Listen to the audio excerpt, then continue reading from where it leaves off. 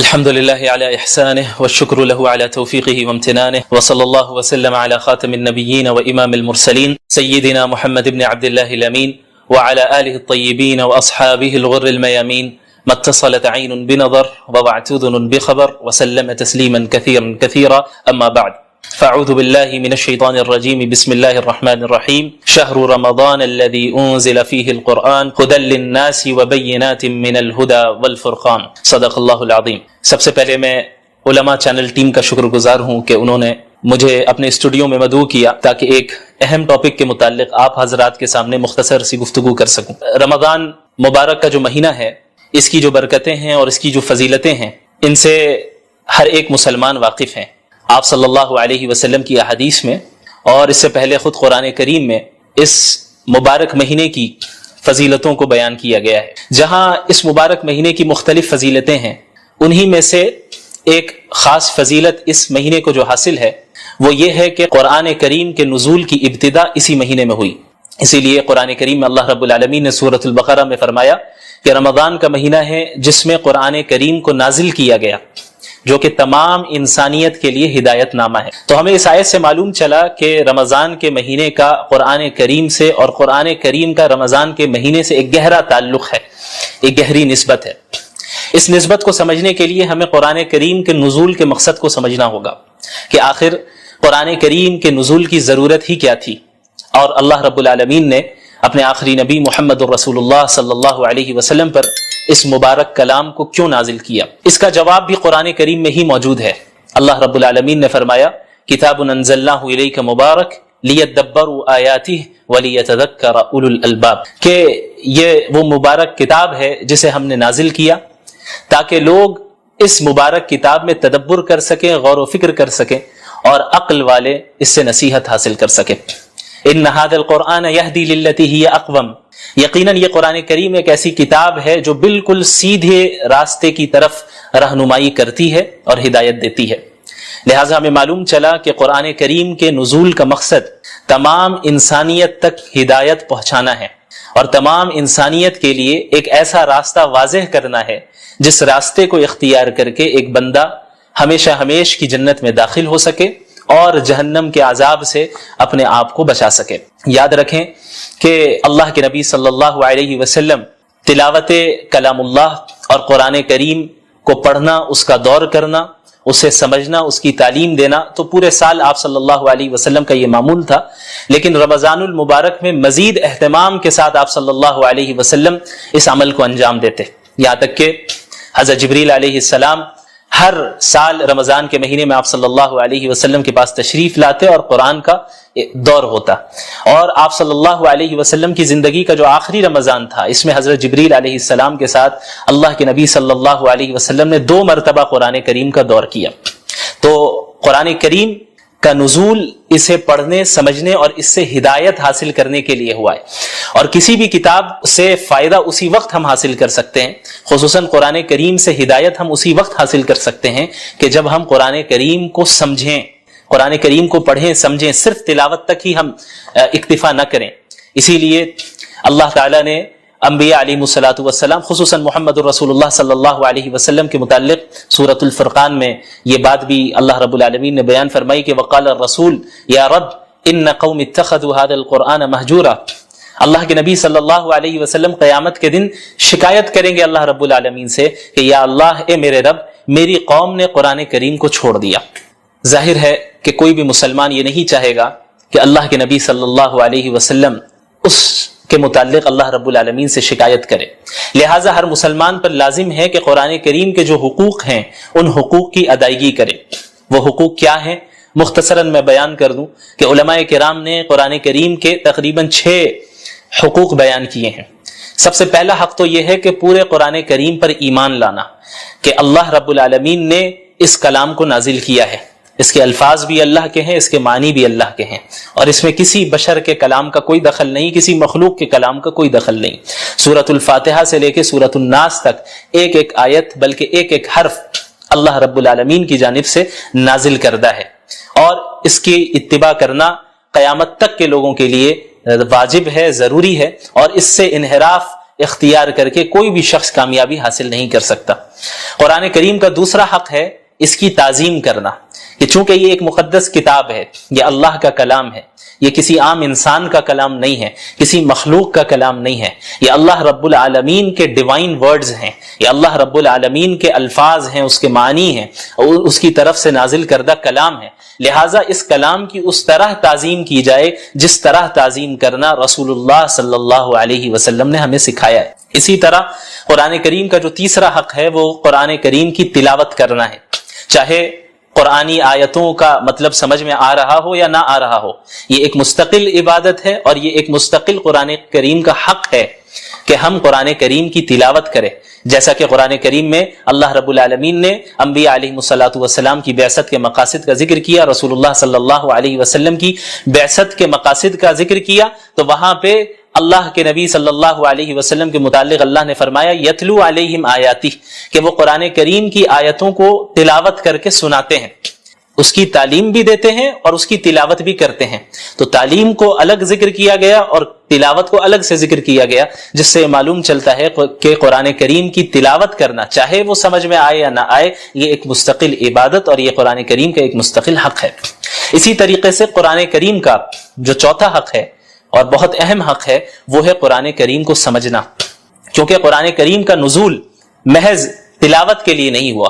قرآن کریم کا نزول محض رقیہ کرنے کے لیے نہیں ہوا، قرآن کریم کا جو نزول ہوا ہے وہ اس میں تدبر کرنے کے لیے ہوا ہے، جیسا کہ اللہ نے فرمایا کتاب انزلناہ الیک مبارک لیدبروا آیاتہ، کہ ہم نے اس مبارک کتاب کو آپ پر نازل ہی اس لیے کیا ہے تاکہ لوگ اس میں تدبر کریں، غور و فکر کریں۔ لہٰذا یہ ہر مسلمان کی ذمہ داری ہے کہ اپنے رب کے کلام کو سمجھیں، سیکھیں، اور خصوصاً رمضان المبارک میں قرآن کو پڑھنے، اس کی تلاوت کرنے اور اس کو سمجھنے کا اہتمام کریں، کثرت کے ساتھ کریں، چونکہ اس مہینے کا قرآن کریم سے بڑا گہرا تعلق ہے۔ اسی طرح قرآن کریم کا جو چوتھا حق ہے وہ ہے قرآن کریم پر عمل کرنا، چونکہ دین اسلام محض ایک آئیڈیالوجی نہیں ہے، محض ایک فکر نہیں ہے یا کوئی فلسفہ نہیں ہے کہ جسے کسی نے پیش کر دیا اور جس کا عملی زندگی سے کوئی تعلق نہیں ہے، بلکہ قرآن کریم ایک پریکٹیکل زندگی گزارنے کی ہدایت کرتا ہے اور اس میں رہنمائی کرتا ہے کہ ایک مسلمان اپنی زندگی کو کس طرح گزارے، ایک انسان اپنی جلوت کو اور اپنی خلوت کو کس طرح گزارے، پبلک لائف اور پرائیویٹ لائف میں کس طرح لوگوں کے ساتھ معاملات کریں، اس کا اللہ کے ساتھ کس طرح تعلق ہو، اس کا اپنے نفس کے ساتھ کس طرح تعلق ہو، ان ساری چیزوں کے متعلق قرآن کریم رہنمائی کرتا ہے۔ لہٰذا یہ ضروری ہے کہ ہم قرآن کے اس پانچویں حق کو بھی ادا کریں جو کہ ہے قرآن کریم پر عمل کرنا، قرآن کریم پر عمل کرنا۔ اور جب ایک انسان قرآن کریم پر عمل کرے گا اسی کے متعلق اللہ رب العالمین نے کامیابی اور نعمتوں کا وعدہ کیا ہے، جیسا کہ کئی جگہ آپ کو قرآن کریم میں اس کا ذکر ملے گا، ان الذین آمنوا وعملوا الصالحات، الذین آمنوا وعملوا الصالحات، جنہوں نے ایمان لایا اور جنہوں نے نیک اعمال کیے، یعنی قرآن کریم پر عمل کیا۔ لہٰذا عمل کرنا یہ قرآن کریم کا پانچواں حق ہے اور بہت اہم حق ہے۔ اسی طرح قرآن کریم کا جو چھٹا حق ہے جو کہ علماء کرام نے بیان کیا ہے، اور یہ بھی بہت اہم ہے، ان حقوق میں سے ہر ایک حق اپنی جگہ پہ اہمیت کا حامل ہے اور ان سب کو ادا کرنا ضروری ہے۔ جو چھٹا حق ہے قرآن کریم کا وہ ہے اس قرآن کریم کی تبلیغ کرنا۔ یا ایھا الرسول بلغ ما انزل الیک من ربک، یہ حکم سب سے پہلے اللہ رب العالمین نے محمد رسول اللہ صلی اللہ علیہ وسلم کو دیا اور محمد رسول اللہ صلی اللہ علیہ وسلم کے واسطے سے تمام امت مسلمہ کو دیا۔ اللہ رب العالمین نے فرمایا کہ اے رسول، آپ کے رب کی طرف سے جو کچھ آپ پر نازل ہو رہا ہے اس کی تبلیغ کریں، اسے دوسروں تک پہنچائے، کیونکہ دین اسلام محض کوئی نسلی مذہب نہیں ہے جس طرح یہودیت ہے جو کہ ایک نسلی مذہب ہے۔ قرآن کریم اور دین اسلام اس طرح نہیں ہے، دین اسلام کا دروازہ تو ہر ایک کے لیے کھلا ہے، جو بھی ایمان قبول کر لے، جو بھی اسلام میں داخل ہو جائے، جو بھی قرآن کو سچا کلام مان لے، جو بھی صحیح عقائد اختیار کر لے، اعمال صالحہ کرے، اس کے لیے جنت کا وعدہ ہے، اس کے لیے اللہ کی نعمتوں کا وعدہ ہے۔ تو یہ جو امت ہے، امت مسلمہ، یہ امت دعوت ہے، جیسا کہ سورۃ البقرہ میں اللہ نے فرمایا کنتم خیر امۃ اخرجت للناس، کہ تم وہ امت ہو جسے تمام انسانوں کے لیے نکالا گیا، محض مسلمانوں کے لیے نہیں، محض مخصوص خاندان کے لیے نہیں، محض مخصوص علاقے والوں کے لیے نہیں، للناس اللہ نے فرمایا کہ تمام انسانیت کے لیے اللہ رب العالمین نے اس امت کو بھیجا ہے تأمرون بالمعروف وتنہون عن المنکر، کہ تم انہیں نیکیوں کا حکم دو اور برائیوں سے روکو، وتؤمنون باللہ، اور تم ایک اللہ پر ایمان رکھو۔ لہٰذا قرآن کریم کا یہ چھٹا حق ہے کہ ہم قرآن کریم کی تبلیغ اور اس کی اشاعت کریں، تمام اقوام عالم تک قرآن کریم کے پیغام کو پہنچائیں اور اس فریضے کو ادا کریں جو فریضہ اللہ کے نبی صلی اللہ علیہ وسلم کو اللہ تعالیٰ نے دیا، اور اللہ تعالیٰ کے نبی صلی اللہ علیہ وسلم نے خصوصاً حجۃ الوداع کے موقع پہ امت مسلمہ کو سونپا، اور آپ صلی اللہ علیہ وسلم نے فرمایا تھا کہ فَلْيُبَلِّغِ الشَّاهِدُ الْغَائِبُ، تم میں سے جو بھی موجود ہے میری بات ان تک پہنچا دے جو یہاں پر موجود نہیں ہیں۔ تو یہ سلسلہ تبلیغ کا اور قرآن کریم کی اشاعت کا عہد نبوی سے جاری رہا، یہاں تک کہ آج اس صدی میں بھی ہم تک اسی طرح قرآن کریم پہنچا، اپنی تمام تفصیلات کے ساتھ، تمام تفسیر کے ساتھ، تمام تشریح کے ساتھ، اور اب یہ ہماری ذمہ داری ہے کہ قیامت تک کے لوگوں کے لیے ہم اسے جاری رکھیں اور اس کے پیغام کو عام کریں۔ تو جب ہم قرآن کریم کے نزول کے حقیقی مقاصد کو سمجھیں گے اور قرآن کے حقوق کو سمجھیں گے تو قرآن کریم کے ساتھ وقت گزارنے میں بھی ہمیں لذت محسوس ہوگی۔ خصوصاً رمضان کا مہینہ بہت ہی بابرکت مہینہ ہے، جس میں عبادتوں کی جو نیکیاں ہیں، جو اس کا ثواب ہے، وہ بہت بڑھ جاتا ہے، بہت بڑھ جاتا ہے۔ اور اللہ کے نبی صلی اللہ علیہ وسلم تو اس رمضان کے مہینے کی راتوں میں تلاوت کا اہتمام فرمایا کرتے تھے، نمازوں کی شکل میں، قیام اللیل کی شکل میں، تراویح کی شکل میں، تہجد کی شکل میں آپ صلی اللہ علیہ وسلم پڑھتے، صحابہ کرام پڑھتے، اور رمضان المبارک میں ہمارے سلف صالحین میں کتنے ایسے گزرے ہیں جنہوں نے کئی مرتبہ قرآن کریم کو ایک مہینے میں پڑھا، اور صرف پڑھا ہی نہیں بلکہ اس کو سمجھا، اس میں تدبر کیا، اس سے نصیحتیں حاصل کی، عبرتیں حاصل کی۔ لہٰذا ہماری یہ ذمہ داری ہے کہ رمضان المبارک کو ہم اس طرح گزاریں جس طریقے سے اللہ کے نبی صلی اللہ علیہ وسلم نے گزارا۔ یہاں تک کہ بعض سلف صالحین کے معمول کا ذکر ہوتا ہے کہ بڑے بڑے محدث جو پورے سال حدیث کا درس دیا کرتے تھے، جب رمضان المبارک کا مہینہ شروع ہوتا تو حدیث کے دروس، فقہ کے دروس، ساری چیزوں کو موقوف کر دیتے اور مکمل طور پہ اپنے آپ کو قرآن کریم کے درس، قرآن کریم کی تدریس کے ساتھ مشغول کر دیا کرتے ہیں، اس کو پڑھنے اور اس کو پڑھانے میں اپنے آپ کو مصروف رکھتے کہ چونکہ اس مبارک مہینے کا قرآن کریم سے بڑا گہرا تعلق ہے، لہٰذا اس مبارک مہینے میں ہم زیادہ سے زیادہ قرآن کریم کے ساتھ ہی وقت گزاریں گے۔ اور اس چیز کو ذہن سے نکال دیں کہ اس آنے والے رمضان کو ہم رسم و رواج کی طرح نہیں گزاریں گے کہ ہر سال رمضان آ رہا ہے، بس وہ افطار پارٹی ہوتی ہے، سحری کرنا ہے، رات میں گھومنا ہے، تراویح پڑھنی ہے امام صاحب کے پیچھے، اور دن بھر میں روزہ رکھنا ہے، بس یہی ہے۔ تو ہم نے ایک رسم بنا لیا اس کو کہ بھئی یہاں سب کر رہے ہیں تو ہم بھی کرنا ہے۔ تو اس چیز کو سب سے پہلے کلیئر کریں اپنے ذہن میں کہ ہم رسم کے طور پہ روزہ نہیں رکھتے، ہم اسے عبادت سمجھ کے رکھتے ہیں، اور اس کے پیچھے جو فضائل ہیں اور جو اہمیت ہے اس کو ذہن میں رکھتے ہوئے کرتے ہیں۔ تو سب سے پہلی چیز یہ ہے کہ اپنی نیت کو خالص کرنا، نیت کی اصلاح کرنا کہ ہم رمضان کے روزے کس کے لیے رکھ رہے ہیں، رمضان کی عبادت ہم کس کے لیے کر رہے ہیں، ہم اللہ کو راضی کرنے کے لیے کر رہے ہیں۔ ایک تو یہ ہے کہ بری نیت ہو، لوگوں کو دکھلاوے کے لیے ہم کر رہے ہیں، بھائی روزہ ہم رکھ رہے ہیں تاکہ لوگ دیکھیں، لوگ کہیں کہ ہم روزے دار ہیں، یا روزہ ہم اس لیے رکھ رہے ہیں کہ تاکہ یہ لوگ نہ کہے کہ بھائی دیکھو مسلمان ہے روزہ نہیں رکھتا ہے، نماز تراویح یا قیام اللیل ہم پڑھ رہے ہیں یا عبادتیں کر رہے ہیں اس لیے کر رہے ہیں کہ گھر والے کہیں یا دیکھنے والے کہیں کہ بڑا عابد و زاہد ہے، یا سب کر رہے ہیں اس لیے ہم کر رہے ہیں۔ تو یہ دونوں طریقے صحیح نہیں۔ ایک ہوتا ہے کسی عمل کے پیچھے غلط مقصد ہونا، غلط نیت ہونا، اور ایک ہوتا ہے کہ کسی عمل کے پیچھے کوئی نیت ہی نہیں ہونا۔ یہ دونوں بری چیزیں، نیت کا نہ ہونا، بس چونکہ سب کر رہے ہیں تو ہم بھی کر رہے ہیں، یہ کوئی اچھی نیت نہیں ہے، یہ کوئی اچھا طریقہ نہیں ہے کہ بس آپ نے لوگوں کو دیکھ کر جو ہے فالو کرنا شروع کر دیا اور اس کی جو اہمیت ہے اس کو اپنے ذہن میں مستحضر نہیں کیا، اس کو اپنے ذہن میں پریزنٹ نہیں رکھا، اور بری نیت ہو تو یہ بھی بڑی خطرناک چیز ہے۔ تو ہماری نیت کیا ہونی چاہیے؟ ہماری نیت یہ ہونی چاہیے کہ ہم رمضان میں تمام عبادتوں کو، چاہے وہ روزہ ہو یا رات کی نماز ہو یا اس کے علاوہ غریبوں کے درمیان صدقہ و خیرات کرنا ہو، افطار کرانا ہو یا سحری کرنا ہو یا نمازوں کا اہتمام ہو، صدقات کا اہتمام ہو، ذکر و اذکار کا اہتمام ہو، یہ سب ہم صرف اللہ کو راضی کرنے کے لیے کر رہے ہیں، اور اس لیے کر رہے ہیں کہ اللہ سے تقرب حاصل ہو جائے۔ رمضان کا جو مہینہ ہوتا ہے یہ ایک ٹریننگ، تربیتی کورس ہوتا ہے، ایک مہینے کے کورس سے اللہ رب العالمین ہمیں گزارتے ہیں کہ پورے 11 مہینے جو ہے ایک بندہ دنیا کے پیچھے بھاگتا رہتا ہے، اور کبھی اکثر ایسا ہو جاتا ہے کہ دنیا غالب آ جاتی ہے، اللہ کو بھول جاتا ہے۔ دنیا غالب آ جاتی ہے، اللہ کو وہ بھول جاتا ہے۔ تو رمضان کے مہینے میں ٹریننگ ہو رہی ہوتی ہے کہ بھئی اب آ جائیں، جہاں جہاں بھٹکے ہوئے جو ہیں، اللہ آواز لگا رہا ہے کہ سب آ جائیں، آئیں اور اپنی اصلاح کر لیں، آئیں اور ہمارے قریب آئیں۔ اب آپ دیکھیں اللہ کے نبی صلی اللہ علیہ وسلم نے رمضان کے متعلق کیا فرمایا۔ اللہ کے نبی صلی اللہ علیہ وسلم نے فرمایا کہ جب رمضان کا مہینہ شروع ہوتا ہے تو فتحت ابواب الجنہ واغلقت ابواب النار، کہ جنت کے دروازے کھول دیے جاتے ہیں اور جہنم کے دروازے بند کر دیے جاتے ہیں۔ کیوں بھائی ایسا کیوں کیا جاتا ہے؟ اس کا کیا تعلق ہے؟ ابھی تو ہمیں جنت میں اٹھ کے جانا نہیں ہے، ایسا تو نہیں عید کے دن ہی جنت چلے جائیں یا عید کے دن ہی جہنم چلے جائیں، ایسا تو نہیں ہوتا ہے۔ کیوں ایسا پھر اللہ تعالیٰ فرماتے ہیں ایسا اس لیے کرتے ہیں چونکہ یہ رمضان کا پروٹوکول ہے، یہ رمضان کا پروٹوکول ہے کہ رمضان کی ابتدا ہوگی، جنت کے دروازے سارے دروازے کھول دیے جائیں گے اور جہنم کے سارے دروازے بند کر دیے جائیں گے۔ یہ انڈیکیشن ہے،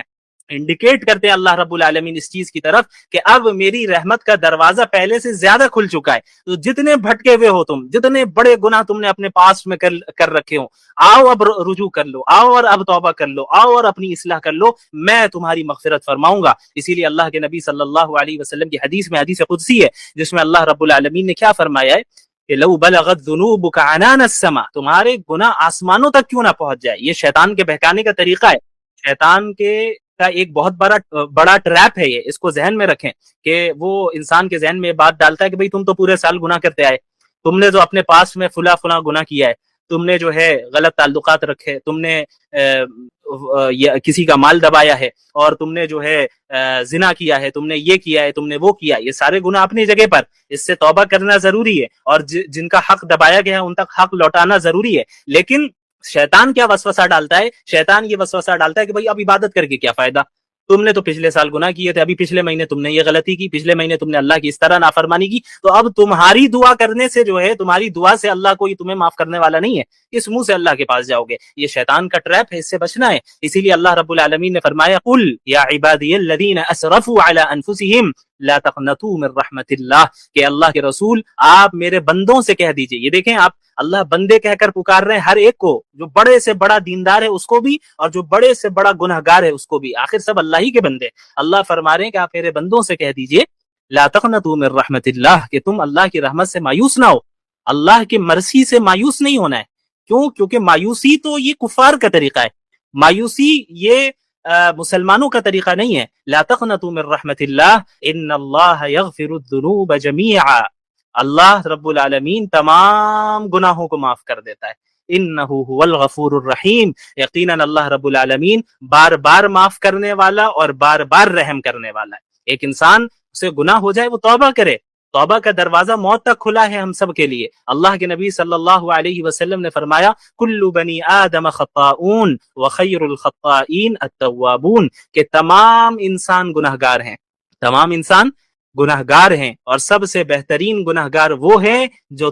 بار بار توبہ کرے، بار بار اللہ کی طرف رجوع کرے۔ تو جب ہم توبہ کر رہے ہوں تب تو پکا عزم ہونا چاہیے کہ آئندہ کبھی نہیں کرنا ہے، کبھی نہیں کرنا ہے۔ لیکن نفس اگر کبھی ان فیوچر غالب آ جائے یا شیطان کے وسوسے سے انسان مغلوب ہو جائے تو اور گناہ کر بیٹھے، تو اس کا یہ مطلب نہیں کہ اب چونکہ توبہ ٹوٹ گئی ہے اب کوئی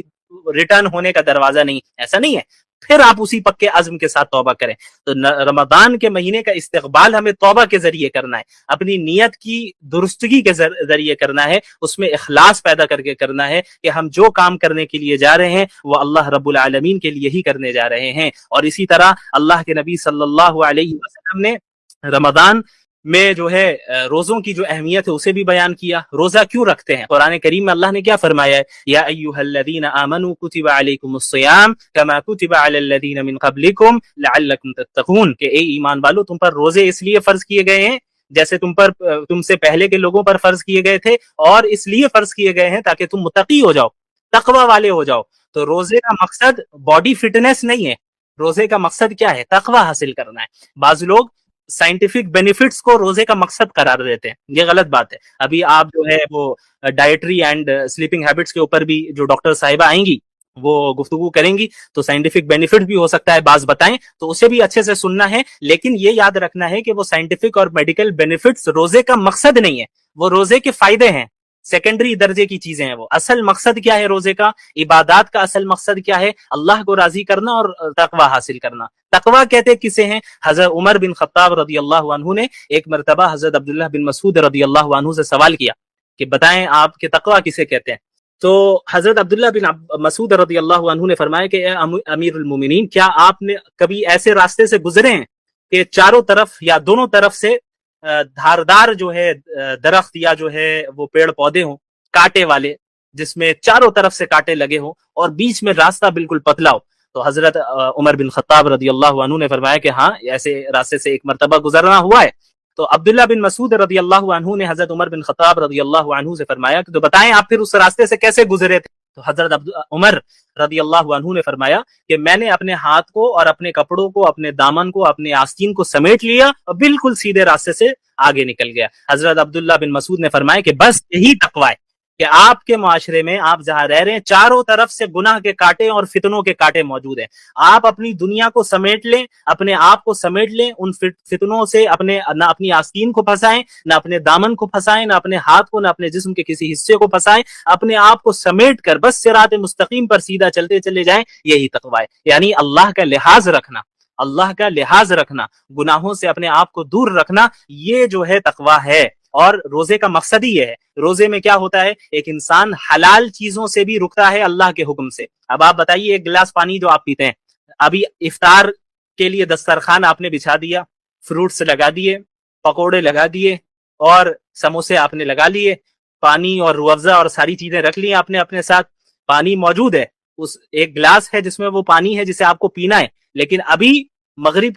का वक्त नहीं हुआ है, तो अभी आपके लिए वही पानी पीना जायज नहीं है, हराम है। लेकिन जैसे ही मगरिब का वक्त होगा तो वही पानी पीना, वही पानी जो उसी गिलास में रखा है, वही आपके लिए जायज हो जाएगा, बल्कि जरूरी हो जाएगा, क्योंकि आपको रोजा भी टाइम पे खोलना है। तो ये आखिर क्या मसला है? पानी तो वही है, कोई अलग पानी तो नहीं है। वो पानी जो अभी 1 मिनट पहले जिसको पीना जायज नहीं था, अब 1 मिनट के बाद उसको पीना जायज हो गया, बल्कि जरूरी हो गया। ये आखिर क्या मसला है? ऐसा क्यों हुआ? ये अल्लाह के हुक्म की वजह से हुआ कि असल अल्लाह का हुक्म है। अल्लाह का हुक्म जहां कहेगा, अल्लाह ने जहां कह दिया यहां रुक जाओ, बस हमें रुक जाना है। अल्लाह ने जहां कह दिया बस आगे बढ़ो, हमें आगे बढ़ना है। ये है एक मुत्तकी मोमिनीन की सिफत, मुत्तकी की सिफत और मोमिन की सिफत। ये अल्लाह के हुक्म के सामने हर चीज को सरेंडर कर देना है, अपनी चीज को, अपनी ख्वाहिशात को पीछे डाल देना है। तो रमजान में तरबियती कोर्स है, ये ट्रेनिंग होती है पूरे साल के लिए। क्या ट्रेनिंग होती है? कि जिस तरीके से रमजान के महीने में आप अल्लाह के हुक्म से हलाल चीजों से रुक रहे हैं टेम्पररी तौर पे,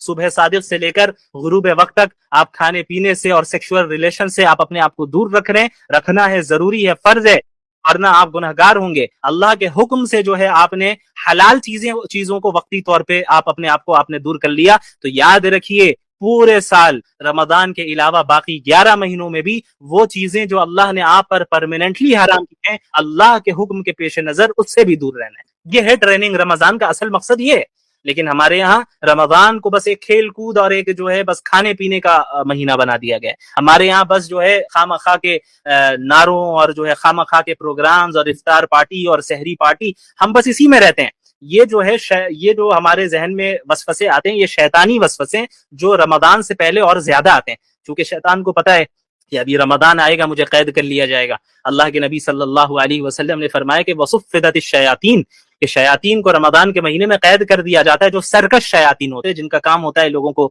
ईमान से और इस्लाम से दूर करना, उन्हें कैद कर दिया जाता है। तो